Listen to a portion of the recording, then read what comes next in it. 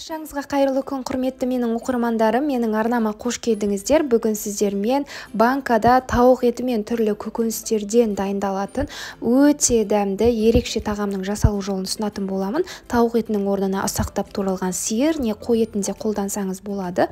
Міндетті түрде дәл осы тағамды сіздерге дайындап көрулеріңізге кеңес беремін.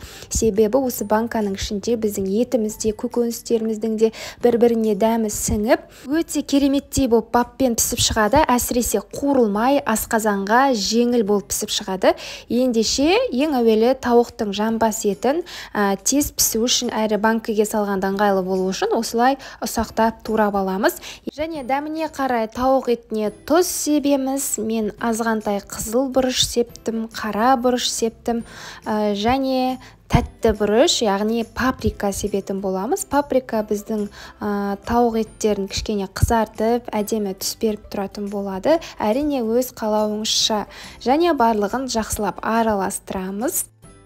Енді әзірше тауық етін шамамен 30 минутқа қойып қоямыз. Дәл осы күйінде енді көкөністерімізді турап дайындайтын боламыз. Бізге керегі пияз, сәбіз, қызанақ, картоп және сарымсақ. Пиязымызды міне дәл видеодағыдай жіңішкелеп турап аламыз дайындап. Әрі қарай қызанақтарымызды да тым қатты жіңішке қылмай, сәл жуандау етіп тураймыз. Себебі қызанақтар піскен кезде өздері-ақ кішірейетін болады.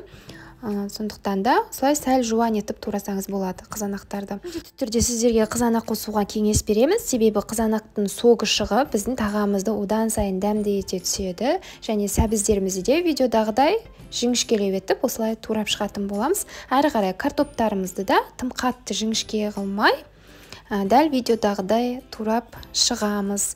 Барлық керекті заттардың мөлшерін видеоның астына жазып қалдырып кететін боламын. Және соңында өз қалауыңызша сарымсақ қоссаңыз да болады. Сарымсақты да тым қатты ұсақ қылмай, ірілеу етіп осылай турап алдым. Әрі қарай жаңағы турап дайындап қойған сәбізіміз бен картопымыздың үстіне азғантай тұз себеміз. Енді араластырамыз. Жаңағы тауық етіне де тұз сеуіп, тұз бұрышын сеуіп дайындап қойдыңыз ғой. Сол себепті картоп пен сәбізге де тұз қосқанда абайлаңыз, тағамымыз ащы болып кетпесін. Енді осында 2 банкаға сары май саламыз түбіне. Әрі қарай дәл видеодағыдай сары майдың үстінен біздің тауық еттерін тізіп шығатын боламыз. Бірінші бөлігін еттің үстінен жаңағы турап дайындап алған пияздарымызды салып шығамыз. Бұл тағамды дайындау жолы өте оңай. Бірінің үстінен бірін сала бересіздер көкөністерді. Пияздың үстінен қызанақтарымызды саламыз. Қызанақтардың үстінен сарымсақтарымызды саламыз. Қалауыңызша 1-2 лавр жапырағында қосып жіберсеңіз болады. Әрі қарай сәбіздерімізді тізіп шығатын боламыз. Сәбіздің үстінен картоптарымызды тіземіз. Оның үстінен қайтадан етімізді, еттің үстінен тағы да бір қайталап пиязын, сарымсағын, қызанағын, сәбіз, картоп барлығын кезекпен тізіп шығатын боламыз. Ешқандай да су қоспаймыз бұл тағамға. Әрбір көкөністің өзінің соғы шығып, еттің соғы шығып, өз суында пісіп шығатын болады. Тағы да ет салдық, үстінен пияз, сәбіз, картоп. Дәл осылай 2 банкамызды толтыратын боламыз. Әрине кішірек банкілерге де дайындасаңыз болады, өзіңіздің отбасыңыздың көлеміне қарай. Мінекей 2-ші банкымды де дәл солай толтырдым.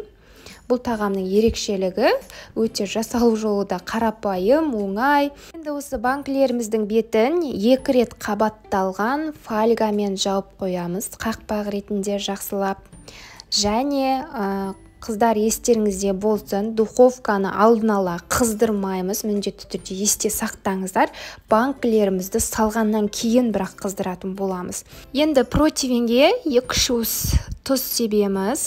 Осы банкілеріміз тұратын жерлеріне, осы тұздың үстіне біздің банкілерімізді қоятын боламыз. Енді жаңа айтқандай, дәл осы күйінде пешті қоспаймыз. Пешке салғаннан кейін бірақ духовкамызды қосатын боламыз. 180 градуста шамамен 1,5 сағаттай пісіреміз. Осы уақытта біздің тағамымыз толықтай пісіп шығады. Ешқандай да су қоспаймыз. Мінекей өздеріңіз көріп тұрғандарыңыздай, біздің көкөністеріміздің, етіміздің суы өз-өзіне жеткілікті. Соңына қарай өзінің соғы шыға бастайды. Дәл осылай өзінің күйін сақтап, қызуы жоғарылап, біздің тағамымыз баппен пісіп шығады. Банкілеріміз ешқандай да сынып кетпейді. Ол жағынан қам жемесеңіздер болады. Мінекей етімізде өте жұп-жұмсақ, барлығы да баппен пісіп шыққан. Міндетті түрде дәл осы рецепт бойынша дайындап көріңіздер. Ас болсын.